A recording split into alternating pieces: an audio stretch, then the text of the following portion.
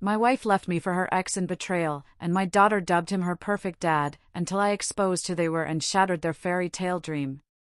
Imagine getting a call that shatters your reality, a call telling you strangers are emptying your home in broad daylight. Now, imagine arriving to find it's not a robbery, but something far, far more devastating, a betrayal so complete it unravels every truth you thought you knew. The fluorescent hum of the office had just been a dull drone as I slogged through quarterly reports, then my phone buzzed, vibrating with a call from my neighbor, David. His voice, ragged with panic, plunged me into an instant nightmare.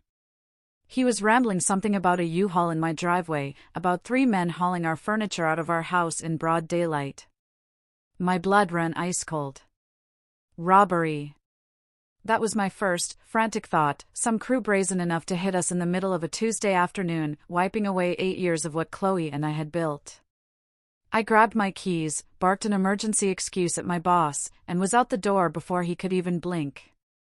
The entire drive home was a blur. My fingers flew across the phone, trying to reach Chloe, but it just kept ringing, straight to voicemail. I pushed 70 in a 45 zone, my mind a terrifying montage of empty rooms, every cherished memory hauled away. When I finally skidded onto our street, there it was, a massive moving truck, dominating half the road. 3 guys moved in and out of my front door with an unsettling nonchalance, carrying boxes and furniture as if this was just another mundane Tuesday. I slammed my car sideways across the driveway, blocking them in, and burst out, ready to confront, ready to call the police, my heart hammering like a war drum. But then I saw her. Chloe. Standing on our front porch, clipboard in hand, coolly directing traffic like some kind of perverse moving coordinator. And beside her, him. A guy I'd never laid eyes on in my life, tall, dark hair, an expensive-looking leather jacket. His hand rested lightly on the small of her back. That casual, possessive touch twisted my stomach into a knot. For a split second, the world tilted. This wasn't a robbery. This was something infinitely, cruelly worse. Chloe looked up, met my gaze. And her face? No guilt. No surprise. Just annoyance. Like I was an irritating interruption to her perfectly orchestrated chaos. Something primal snapped inside me. I walked straight up to him, this stranger invading my home, my life, and before I even knew what I was doing, I shoved him. Hard. He stumbled backward, colliding with one of the movers. Rage roared in my ears. "Who the hell do you think you are?" I bellowed. He got right back in my face, telling me to calm down. Calm down? My world was imploding. And then I swung. A punch, fueled by years of unspoken frustration and fresh, burning betrayal. It connected with his jaw with a sickening thud, and my knuckles screamed in pain. Suddenly, the movers were pulling us apart, Chloe was screaming, and I was yelling, "Call the cops. Right now!" When the flashing lights arrived, I was slumped on the curb, my hand throbbing, and he was holding an ice pack to his now swollen face. The officers separated us, their voices firm, starting to ask questions. And that's when Chloe dropped the bomb. The one that detonated everything. She looked at the cop, her voice chillingly flat, devoid of all emotion. "This is Dylan. He's my boyfriend, and we're moving my belongings out of this house." I actually let out a laugh. A hollow, disbelieving bark of a laugh. It was so utterly absurd, so impossible, my brain could only produce that hysterical sound, making the cops on me like I'd completely lost it. The officers, thankfully, quickly explained to Chloe that she couldn't just take marital property without a court order.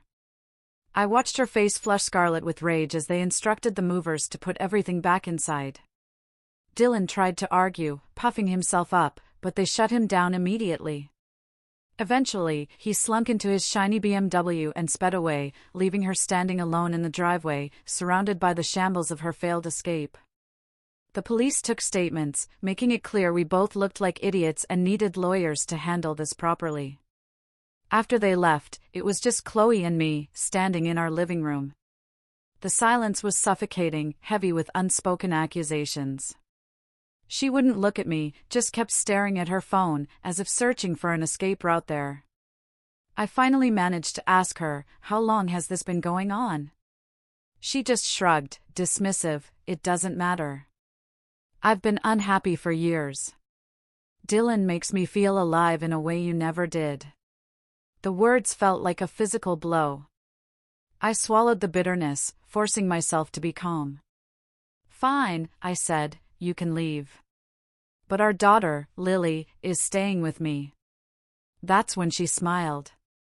A small, cruel twist of her lips. "I might want to talk to Lily before making any decisions about custody," she purred. The implication hung heavy in the air, a new layer of dread. An hour later, Lily walked in from school, her backpack slung over her shoulder. I was sitting at the kitchen table, rehearsing 100 different ways to explain the unimaginable to my 8-year-old. But before I could utter a single word, she looked at me, a casual, almost bored expression on her face, and said, "Oh, you found out about Dylan." The casualness, the utter normalcy with which she dropped that bomb, felt like a direct punch to my gut. She sat down, explaining with an unnerving matter-of-factness that Mom had told her about Dylan 6 months ago. 6 months. She'd met him a few times when Mom picked her up from school. Mom had explained he was her soulmate, and how sometimes adults make mistakes and marry the wrong person. My own 8-year-old daughter had been carrying this monstrous secret for half a year, looking at me every single day, knowing our family, our life, was a lie. I asked Lily if she understood what was happening. She nodded slowly, explaining that Mom had told her it would be better this way, that everyone would be happier. And then she said something that will forever echo in the hollow space of my memory.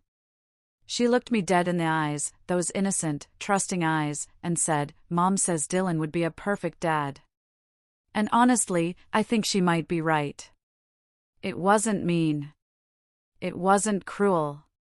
It was just honest. Like she'd weighed all the evidence and come to a perfectly logical, devastating conclusion.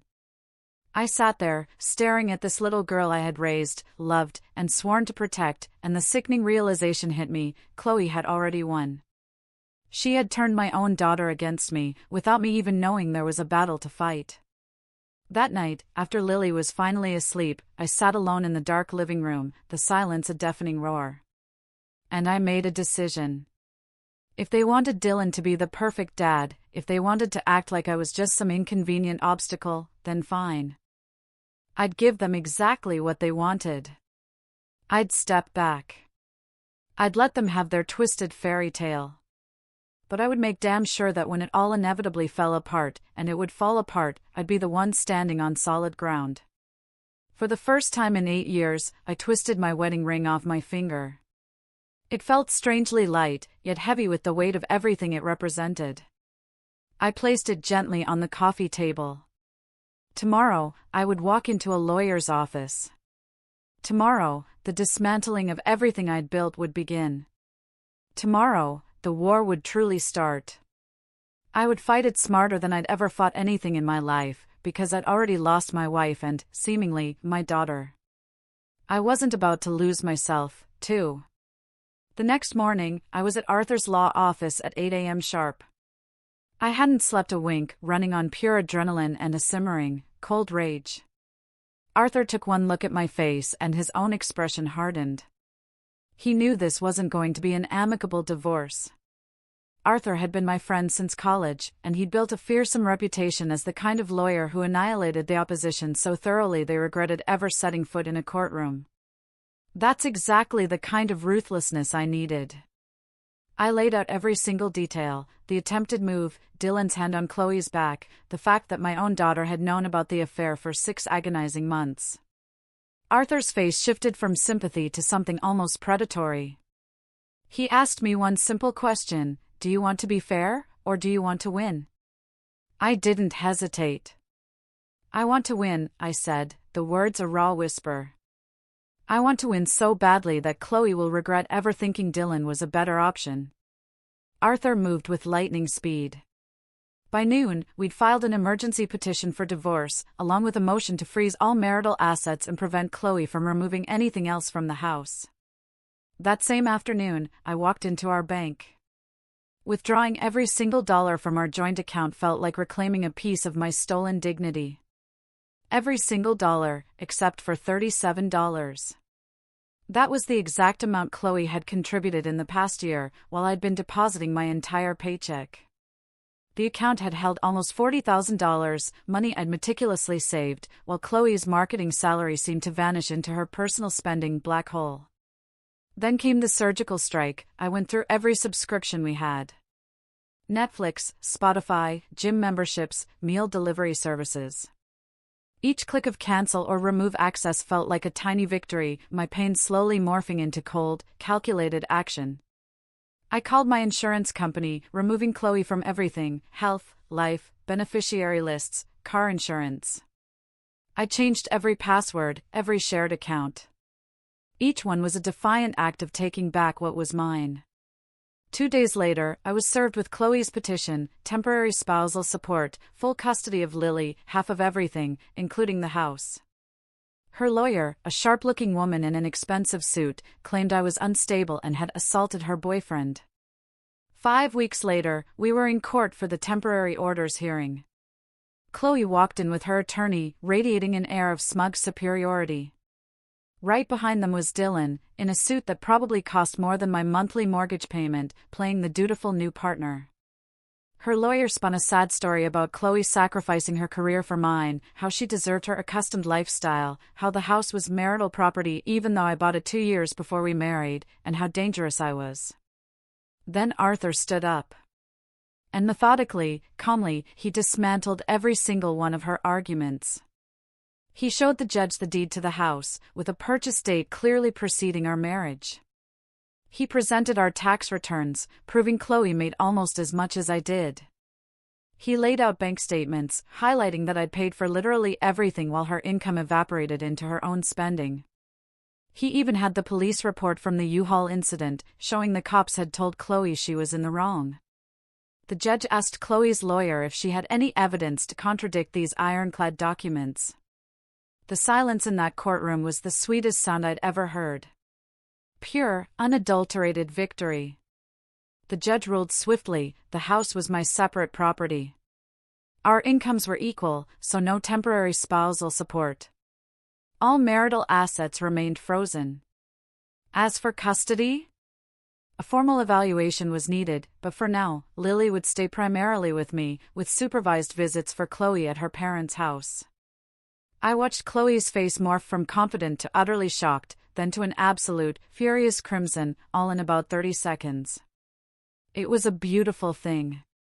That night, Chloe's mom called, asking if Lily could stay with them for a few days because Chloe was having a hard time. Every instinct screamed no, but I agreed, wanting to shield Lily from any more of this mess. Over the next 2 months, Lily spent most of her time at her grandparents', only coming to me on weekends. Every time I saw her, she seemed more distant, more confused, a small part of her slipping away. One Friday evening, picking her up, she was quieter than usual. When we got back to my apartment, she finally blurted out what was on her mind. "Why can't I just live with Mom and Dylan? They're going to get a place together, and Dylan says I can have my own room with whatever decorations I want." Something inside me just broke. I took a deep breath, and said something I will forever regret, something no parent should ever say to an 8-year-old. "You know what, Lily? If that's what you want, then maybe that's what should happen. Maybe you should go be with your perfect new dad, since I'm apparently not good enough anymore." The look on her face will haunt me forever. It was like I'd physically slapped her. She ran to her bedroom and slammed the door, a sound that tore through my heart. I knocked, I pleaded, I tried to apologize, but she wouldn't talk to me. The next morning, when her grandmother came to pick her up, Lily asked if she could just stay there for a while. I watched my daughter walk away with her tiny overnight bag, knowing I had just pushed her away at the exact moment I should have been holding her tighter. The weeks that followed were the darkest of my life. I was alone in my apartment, drowning in a sea of regret, wondering how I'd managed to lose absolutely everything that mattered. But somewhere in that suffocating darkness, a spark ignited. A decision solidified. I wasn't going to keep playing defense. I was going to find out exactly who Dylan truly was. I called Arthur, asking for a recommendation for a private investigator. He gave me Frank's name, a guy who'd helped him on other divorce cases. I met Frank at a quiet coffee shop, laying out everything I knew about Dylan, which, honestly, wasn't much beyond a leased BMW, expensive clothes, and the unnerving ability to convince my wife to blow up our family for him. Frank promised a preliminary report within 2 weeks. As I walked out, a sliver of hope, cold and sharp, pierced through my despair. Maybe, just maybe, I was about to level the playing field. Frank called exactly 12 days later, and the tone in his voice told me he'd found something huge. When we met at his office, he slid a thick manila folder across the desk. What he'd uncovered about Dylan was so much worse than I could have ever imagined. Dylan's entire life was a meticulously constructed lie. Frank had found court records showing Dylan had been arrested twice in 3 years for violating restraining orders. Once in Ohio, once in Pennsylvania, both filed by ex-girlfriends who claimed he became controlling and threatening when they tried to end things. The BMW? Leased, 3 months behind on payments. His fancy apartment? A sublet he was being evicted from. The high-level sales job? Just temp positions at car dealerships, where he'd been fired for falsifying commission reports. Frank had even dug up social media posts from one ex, explicitly warning other women about Dylan. She described how he'd love-bombed her with gifts bought on credit cards he never intended to pay off. When she'd finally tried to leave, he'd shown up at her workplace and her parents' house, creating massive scenes, until she'd been forced to get a restraining order. The more I read, the more I realized, Chloe hadn't found a soulmate. She'd fallen for a con artist. Someone so adept at playing a role that she'd never once stopped to question if any of it was real. "Are you absolutely certain?" I asked Frank, my voice barely a whisper. "I need this ironclad," he assured me. Every detail was documented: court records, credit reports legally obtained, statements from people who knew him. I called Arthur, and he came over immediately to review everything. After reading through the damning documents, he looked up, his eyes gleaming. "This," he said, "is exactly what we needed to file for an emergency custody modification. If Dylan is living with Chloe and Lily, then my daughter is potentially in danger from a man with a documented history of threatening behavior." We filed the emergency motion the next morning, Frank's findings attached like a legal weapon. The judge scheduled the hearing for just 3 days later. Arthur explained that when child safety is involved, courts move quickly. I hadn't spoken to Chloe in weeks beyond brief, clipped texts. So, when I walked into that courtroom and saw her face go pale as Arthur began presenting the evidence about Dylan, I almost felt a flicker of pity. Almost. But then I remembered Lily, the fear in her eyes, the secret she'd been forced to keep. And that flicker died. Chloe had willingly exposed our daughter to someone she'd never bothered to investigate. Arthur methodically went through each arrest record, each eviction notice, each credit report detailing tens of thousands in unpaid debt. With each damning document, Chloe seemed to visibly shrink further into her seat. Her lawyer, flustered, tried to argue that past relationships don't indicate future behavior. But Arthur countered, pointing out that according to the pattern in the restraining orders, Dylan's behavior only escalated when women tried to leave him. This, he emphasized, made the current situation particularly dangerous for Lily. The judge then looked directly at Chloe, asking if she'd known about any of Dylan's history. She admitted, in a small, broken voice, that she hadn't. He'd told her he was divorced, no kids, successful career. A complete fantasy. The judge pressed on, was Dylan currently living with her and Lily at her parents' house? Chloe hesitated, her gaze dropping, before finally admitting yes, he'd moved in 2 weeks ago after having financial trouble. I watched the judge's expression harden like stone.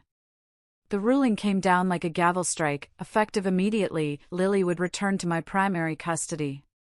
Chloe could have supervised visitation, but only once she could prove Dylan was no longer in her life and she completed a parenting course.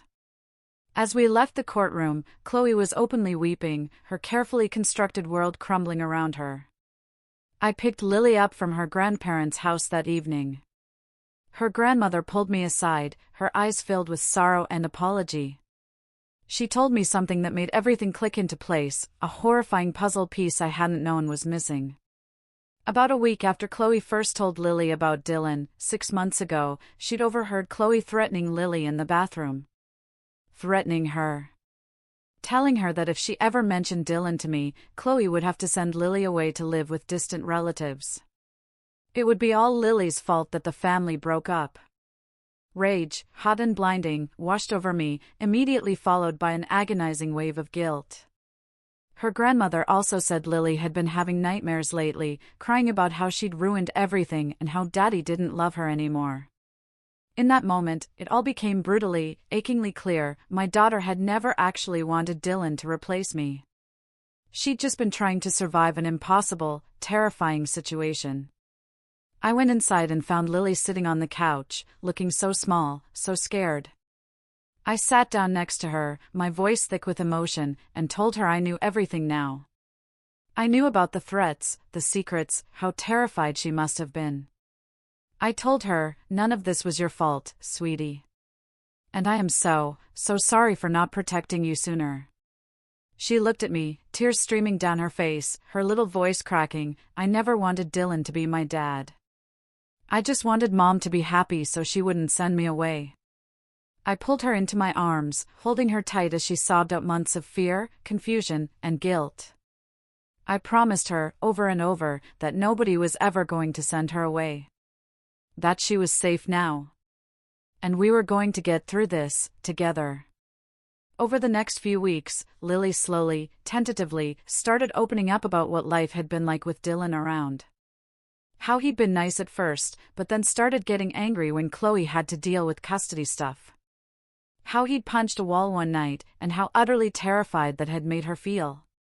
I immediately made sure she started seeing a therapist. And slowly, agonizingly slowly, I watched my daughter start to come back to herself. Start to smile again. The real smile. About 6 weeks after the emergency custody hearing, Chloe's mom called with news I'd half expected. Dylan had been arrested in another state for violating the restraining order from his Pennsylvania ex. He'd driven there after leaving town and shown up at her workplace. Chloe had finally kicked him out when she found out he'd been stealing her mother's credit cards. The fairy tale had crashed and burned, exactly like I'd known it would. Chloe tried to reach out a few times, leaving desperate voicemails about how she'd made a terrible mistake, asking if we could talk about working things out. But I never returned her calls. That ship had sailed. And sunk. The final divorce hearing happened 4 months later. By that point, Chloe had given up fighting, just wanting it all to be over. We split the remaining assets fairly. I kept the house. Custody was formalized, Lily living primarily with me, and visits with Chloe every other weekend, once she completed her parenting classes. I'd even gotten a promotion at work, and with the raise, I was able to start putting money away for Lily's college fund. And about 6 months after that, I even started dating someone new, a wonderful woman named Sarah, who I'd met at a work conference. The difference between her and Chloe was like night and day.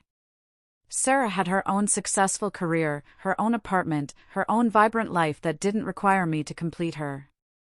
One Saturday morning, Lily and I were making pancakes, the smell of warm sugar and maple syrup filling the air, and she looked up at me, her eyes clear and bright. "Are you happy now, Daddy?" she asked. "Really, truly happy?" I realized, for the first time in over a year, I could honestly say yes. I told her that I'd learned something incredibly important through all of this, that fairy tales aren't real, but new beginnings absolutely are. And sometimes, the bravest thing you can do is walk away from people who don't appreciate what you bring to their lives. She smiled, a genuine, joyful smile. "I'm glad you didn't take Mom back," she said. "I like who you are now.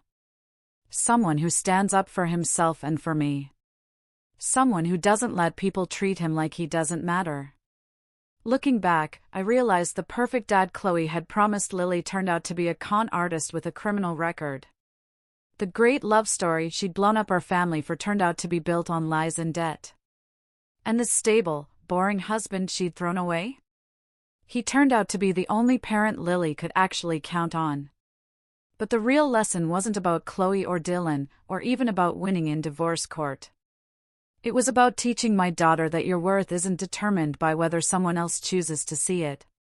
That sometimes, losing everything you thought you wanted is actually the first, difficult step toward building something real, something solid.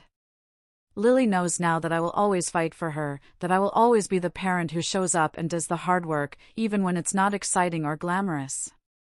And that, in the end, is worth more than any fairy tale could ever be. So, after hearing all of this, what do you think? Have you ever had to fight for what's truly important, even when it felt like everything was falling apart? Let me know your thoughts in the comments below. And if you found strength in this story, please hit that like button and subscribe for more real-life narratives.